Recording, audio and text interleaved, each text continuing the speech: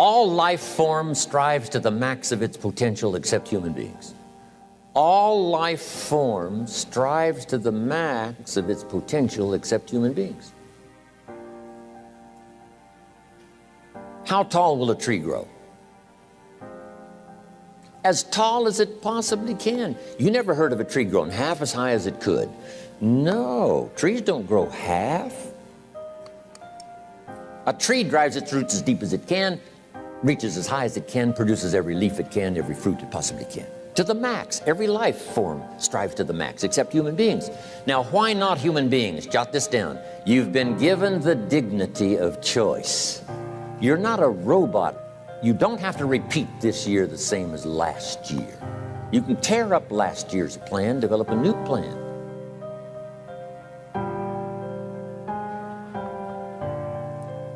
So, the dignity of being a human being.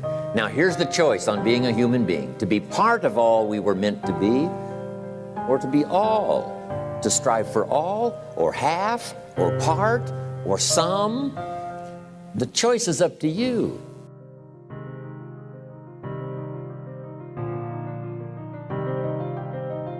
Life is not just the passing of time. Life is not just the passing of time. Life is a collection of experiences, their frequency,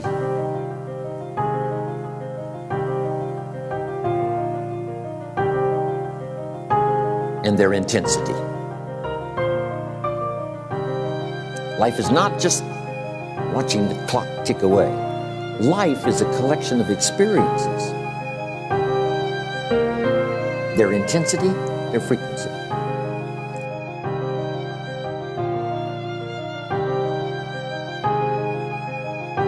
When should you start the day?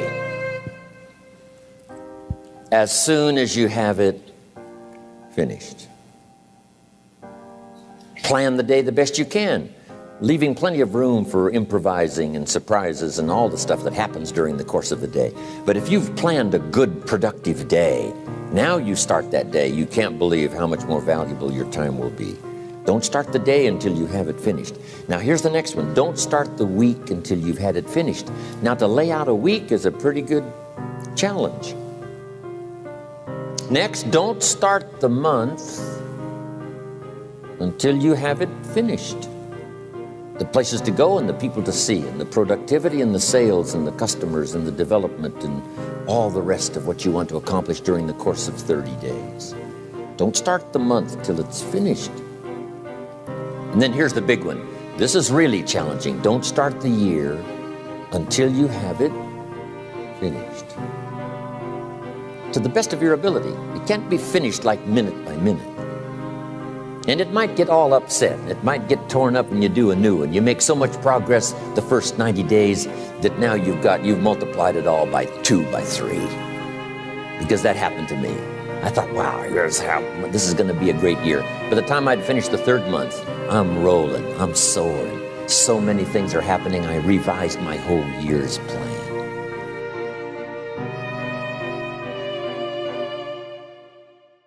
I got better.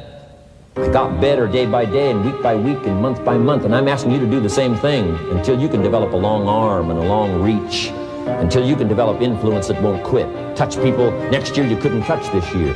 Touch people now you couldn't touch before. Conduct a meeting now you couldn't conduct before. Heart and soul now mixed in there that wasn't there, missing before.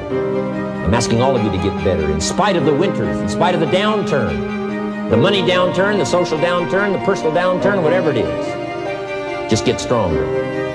Get better.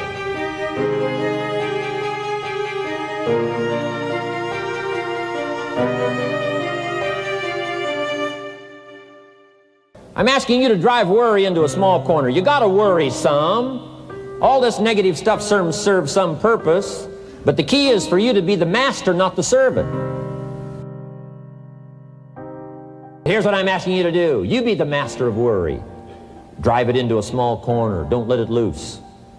And I'm asking you to go home with some new faith and some new courage. I'm asking you, don't worry. Drive it into a small corner. We've all got concerns, and sometimes we all wonder, And sometimes there's a little crack of doubt. We worry a little, but I'm telling you, drive it into a small corner. Drive your worries into a small corner. Enemies of the mind you got to do battle with in the summer.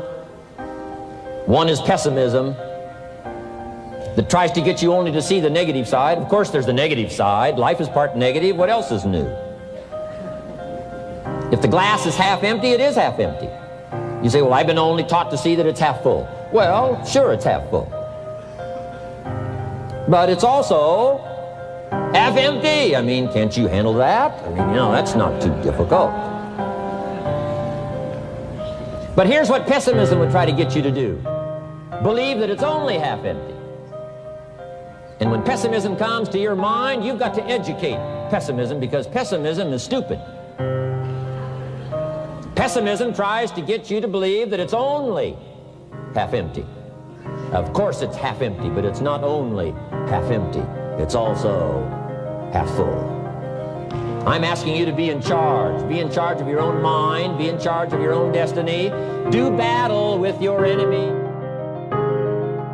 Do battle with your enemies. Take sword to your enemies. Whatever's going to destroy those values, take sword to it. If it's worry, take sword to it. If it's threat, threaten back. Take your harvest and all that comes your way with full responsibility.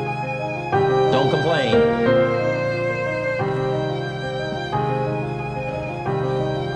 That fourth season, complaining, telling you, could ruin all of your chances. Complaining sometimes starts as an infection. If you don't take care of it, it becomes a disease. Do battle with it. In the harvest time, reap your harvest without complaint. It's your crop, you sowed it. You either made the calls or didn't make the calls. You wrote the letters, you didn't write the letters. You were steady or you weren't steady. You did it or you didn't do it. You put together a good day or you didn't put together a good day. Take responsibility when the harvest time finally comes and say, hey, it's my crop. Got to take responsibility for it. I do not complain. I'm asking you to be touched with the smallest of people's challenges.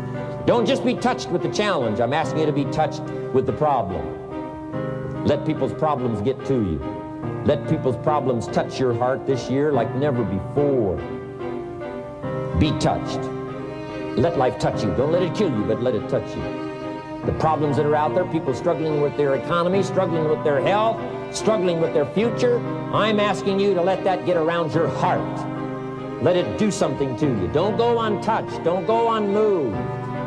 When you walk out of here, open yourself up. Don't build up the walls. The same wall that keeps out disappointment, keeps out happiness and opportunity. Take the walls down. Let yourself be touched by what's going on out there. Let sad things make you sad, as well as happy things make you happy. Let your heart get touched. What a next year you could have if you pay more attention this year, soak it up, gather it up, and reflect at certain times what's going on and what's happening. And this year will take a more powerful place in your experience. People will not believe the words you've chosen. They will not believe the heart and soul that you've mixed with words. They won't believe the power you've got. We've got this extraordinary opportunity now. Let us not keep it. Let us share it. Let us reach out with a long reach, a strong reach, an unprecedented reach.